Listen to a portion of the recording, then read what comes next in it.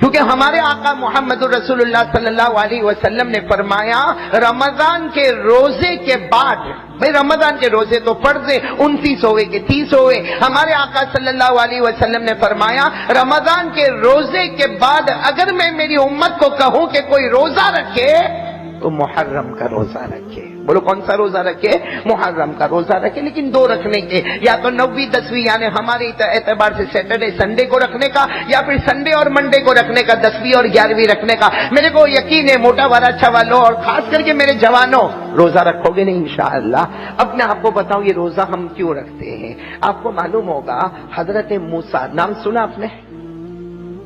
جلدی جلدی ذرا پٹافٹ بولے تو اچھا لگے. اور حضرت موسیٰ علیہ السلام ایک رات اپنی قوم میں گئے. ان کی قوم کا نام ہے بنو اسرائیل. بولو ان کی قوم کا نام کیا ہے؟ اور اس وقت بنو اسرائیل کتنے تھے؟ 70,000 یعنی 70,000 اس سے زیادہ تھے. حضرت موسیٰ علیہ السلام ایک رات میں اپنی قوم میں گئے اور سب کو کہا تیاری کرو، چلو چلو تیاری کرو، آپ کے پاس جو بھی بستر ہے، چادر ہے، کپڑا ہے، زیور ہے، برتن ہے، سب لے لو، ہم کو یہاں سے چھوڑ کے جانا. اس لیے کہ فرعون بہت ظلم کرتا.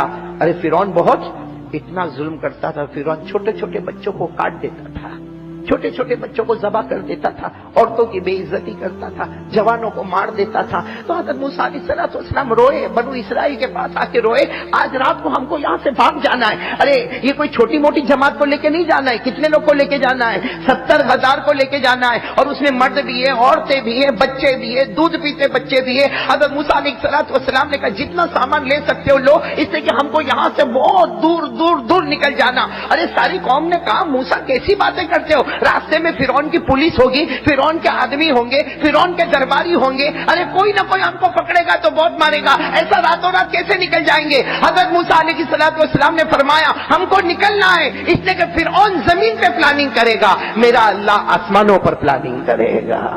اور اللہ کی پلاننگ کے آگے کسی کی پلاننگ چلتی نہیں. چلو سب تیار ہو گئے، بولو سب تیار ہو گئے. رات کا وہ ٹائم جو طے کیا حضرت موسیٰ علیہ السلام نے اشارہ کیا چلو خود آگے آگے، اور بولو 70,000 پیچھے پیچھے چلے چلے چلے چلے. ہاں ڈر بھی لگتا ہوگا سب کو کہ کوئی دیکھتا تو نہیں ہے، کوئی چھپا تو نہیں ہے، کوئی مارے گا تو نہیں، کوئی تلوار تو نہیں برسائے گا، کوئی تیر تو نہیں برسائے گا، مگر چلے جا رہے. اور حضرت موسیٰ سب کو کہہ رہے کوئی ٹینشن نہیں لینا، کوئی ٹینشن نہیں لینا. اگر فرعون کی حکومت زمین پر ہے تو میرے اللہ کی حکومت آسمانوں پر ہے. چلے چلے ایک جگہ آئی، جیسا ہم لوگ بھی کبھی ہائی وے پر چلتے، جگہ آئی. اب دو راستے آ گئے، ادھر جانا یا حضرت موسیٰ علیہ السلام تھوڑی دیر ٹھہر گئے، کہا کہ کہاں جانا. پھر کہا چلو ادھر اس طرف چلو. کچھ سوچے حضرت موسیٰ علیہ السلام اور چلے. اب 70,000 کو لے کے جا رہے، سامنے سمندر آ گیا.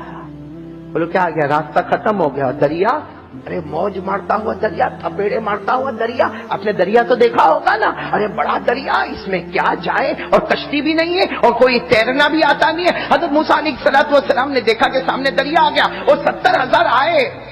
موسیٰ کہاں جانا؟ دریا میں جانا. ارے دریا موت ہے، موت. ارے جائیں گے، سمندر کا پانی کہاں مار ڈالے گا، ہم کو کچھ پتا بھی نہیں چلے گا.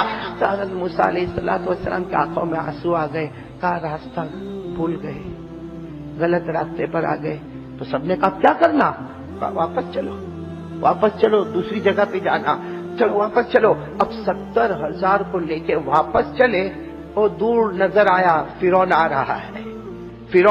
پورے لشکر کو لے کر جاہو جلال اور رعب اور دبدبے کے ساتھ. ارے گھوڑے پر فرعون اور اس کی پولیس اور اس کے سارے آدمی ایک دھم دبا کے آ رہے. اب وہ 70,000 نے کہا موسیٰ کہاں جائیں گے؟ آگے جائیں گے تو بھی موت ہے، اور بولو پیچھے جائیں گے تو بھی موت ہے. آگے جائیں گے تو سمندر ہے، ڈوب کے مر جائیں گے، اور پیچھے جائیں گے تو فرعون مار مار کے ہماری بوٹی کرے گا. سب لوگوں نے حضرت موسیٰ کو ڈانٹنا شروع کیا. وہ اچھے تھے، ہم اپنے گاؤں میں تھے نا، اچھے تھے، مار کھاتے تھے، لیکن کم از کم زندہ تو تھے، کھانا تو ملتا تھا، 2 وقت کی روٹی تو ملتی تھی. ارے یہاں تو سامنے بھی موت ہے اور پیچھے بھی. حضرت موسیٰ بھی بہت ٹینشن میں. اور کس کو مانگنے کا؟ بولو نا، کس سے مانگنے کا؟ حضرت موسیٰ نے ہاتھ اٹھائے، اللہ کیا کرو اللہ. اللہ نے کہا ہاتھ میں کیا ہے؟ حضرت موسیٰ کے ہاتھ میں لکڑی تھی. ارے بولو کیا تھا؟ لکڑی تھی. کوئی ڈنڈا تھا، کوئی لکڑی تھی. کہا کہ اللہ لکڑی ہے. کہا مارو، سمندر پہ مارو. حضرت موسیٰ علیہ السلام نے کہا سمندر پہ ماروں گا تو کیا بھائی اتنا بڑا دریا ہو، آپ لکڑی لے کے جاؤ اور جا کے سمندر پہ مارو تو ڈھاک آواز آئے گی اور پانی اڑے گا آپ کے اوپر، اور کیا ہوگا بھائی، اور تو کچھ ہونے والا۔ حضرت موسیٰ علیہ السلام نے کہا اللہ اتنا بڑا دریا اور یہ لکڑی کیا ہوگا؟ اللہ نے فرمایا موسیٰ اپنے ہاتھ کو مت دیکھنا، لکڑی کو مت دیکھنا، میرا حکم ہے اس حکم پہ عمل کرتے چلے جاؤ۔ حضرت موسیٰ علیہ السلام آگے بڑھے، پوری قوم کو کہا آ جاؤ، اللہ نے مجھے کہا ہے یہ لکڑی میرے کو سمندر پہ مارنا ہے۔ ارے سب لوگ کہنے لگے ارے لکڑی کو سمندر پہ مارو گے تو کیا ہوگا؟ حضرت موسیٰ نے کہا کچھ نہ کچھ تو ہوگا، میرے اللہ کا حکم ہے۔ آگے گئے، حضرت موسیٰ علیہ السلام نے لکڑی لی اور سمندر پہ جیسے مارا، اے میرے پیاروں موٹا وراچھا والو، اللہ کی قسم قرآن کہتا ہے پانی دیوار کی طرح کھڑا ہو گیا۔ آج تک آپ نے دیوار کو دیکھا ہوگا لیکن پانی کی دیوار کبھی نہیں دیکھی ہوگی۔ پانی جو ہے نا، پانی ادھر کھڑا ہو گیا، بیچ میں راستہ بن گیا، ادھر پانی کھڑا، پھر راستہ بن گیا، پھر پانی کھڑا، پھر راستہ، 12 راستے بنے۔ اس لیے حضرت موسیٰ علیہ السلام 70,000 کو لے کر چلے تھے اور وہ 70,000 12 خاندانوں کے تھے۔ اللہ نے ہر خاندان کے لیے ایک راستہ بنا دیا تھا۔ بولو سبحان اللہ، بولو سبحان۔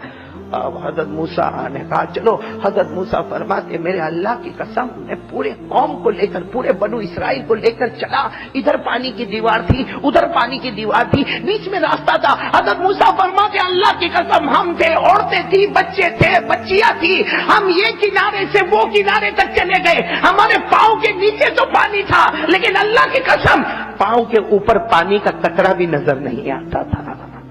اسی کو قرآن نے بھی کہا، 19واں پارہ، بولو کون سا پارہ؟ نہیں سب ساتھ میں بولیں گے تو اچھا لگے گا، بولو نا کون سا پارہ؟ اللہ نے فرمایا فَأَوْحَيْنَا إِلَى مُوسَىٰ أَنِ اضْرِب بِّعَصَاكَ الْبَحْرَ فَانفَلَقَ فَكَانَ كُلُّ فِرْقٍ كَالطَّوْدِ الْعَظِيمِ۔ اللہ تبارک و تعالیٰ فرماتے موسیٰ اپنی لکڑی کو سمندر پہ مارو۔ حضرت موسیٰ علیہ السلام نے اپنی لکڑی سمندر پہ ماری، سمندر پھٹ گیا، پانی کی دیواریں کھڑی ہو گئی اور حضرت موسیٰ اپنی قوم کے ساتھ پانی میں چلنے لگے۔ پانی میں پاؤں کے نیچے تو پانی نظر آئے مگر پاؤں کے اوپر پانی کا قطرہ بھی۔ حضرت موسیٰ بھی اور بولو بنو اسرائیل بھی سب پار ہو گئے۔ پیچھے کون آ رہا تھا؟ اب اس کے اندر ہوشیاری بہت تھی۔ کیا کہتا معلوم؟ یہ میری وجہ سے راستہ بن گیا۔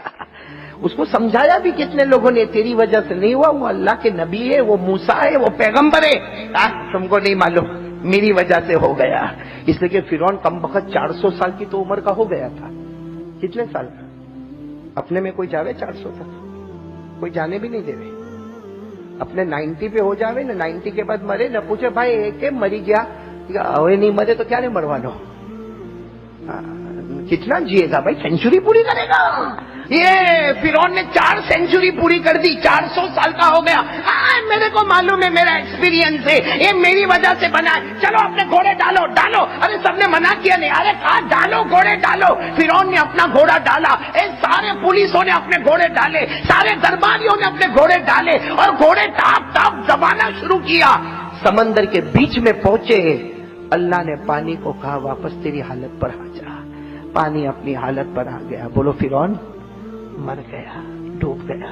اور آپ کو معلوم ہے پہلے فرعون یہاں تک پانی میں آیا، کتنی عمر کا تھا؟ کم بخت 400 سال کا۔ پھر یہاں پانی میں آیا، پھر یہاں تک پانی میں آیا۔ جب یہاں پانی میں آیا تو کیا کہتا معلوم؟ اے اوپر والا، میں اللہ نہیں، اللہ تو ہی ہے۔ میں جو موسیٰ جو کہتے نا میں بھی ایمان لاتا ہوں۔ یہاں تک آ گیا پانی، تب اللہ نے آسمان سے کیا کہا؟ فرعون توبہ کا دروازہ بند ہو گیا، دعا کرو ہمارا بھی بند ہونے سے پہلے اللہ توبہ نصیب فرما دے وے۔ یہ قرآن میں لکھا ہے، قرآن میں 11ویں پارے میں اللہ نے کہا فرعون اب نہیں، تھوڑی دیر پہلے مانگا ہوتا تو قبول کر لیتا، اب توبہ کا دروازہ۔ اللہ نے فرمایا الآن وقد عصيت قبل وكنت من المفسدين فاليوم ننجيك ببدنك لتكون لمن خلفك آية۔ اللہ نے کہا فرعون اب توبہ کا دروازہ بند ہو گیا، اور اللہ نے کہا 400 سال تو نے خدائی کا دعویٰ کیا، اللہ نے کہا میری قسم تیری لاش کو نہ زمین قبول کرے گی نہ آسمان قبول کرے گا۔ آج بھی فرعون کی لاش مصر کے میوزیم میں تڑپ رہی ہے، نہ زمین قبول کرنے کو تیار ہے، نہ آسمان قبول کرنے کو تیار ہے۔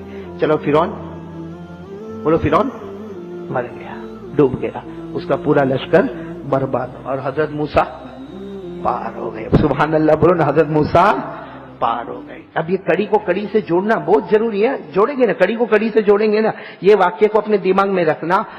اب ہمارے نبی بولو محمد الرسول اللہ صلی اللہ علیہ وسلم اپنے زمانے میں ہجرت کر کے مکہ سے بولو مکہ سے مدینہ آئے۔ اب ہمارے آقا صلی اللہ علیہ وسلم مدینہ آئے اور محرم مہینہ آیا اور 10ویں محرم آئی، عاشورے کا دن آیا۔ ہمارے نبی کو پتا چلا سارے یہودیوں نے روزہ رکھا ہے، سارے یہودیوں نے، مرد عورتیں بچوں نے روزہ رکھا۔ ہمارے آقا ساتھ نے بڑے بڑے یہودیوں کو بلایا، کہا آج 10ویں محرم روزہ کیوں رکھ رہے ہو، روزہ کیوں رکھ رہے ہو؟ ارے وہ یہودیوں نے کہا محمد ہم تو روزہ رکھتے ہیں، اس لیے کہ 10ویں محرم میں آج ہی کے دن فرعون مر گیا، آج ہی صبح میں فرعون پاپی ڈوب کے مر گیا اور ہمارے نبی حضرت موسیٰ سمندر کے پار نکل گئے۔ ارے حضرت موسیٰ جیت گئے اور فرعون ہار گیا، مر گیا، تباہ ہو گیا، برباد ہو گیا۔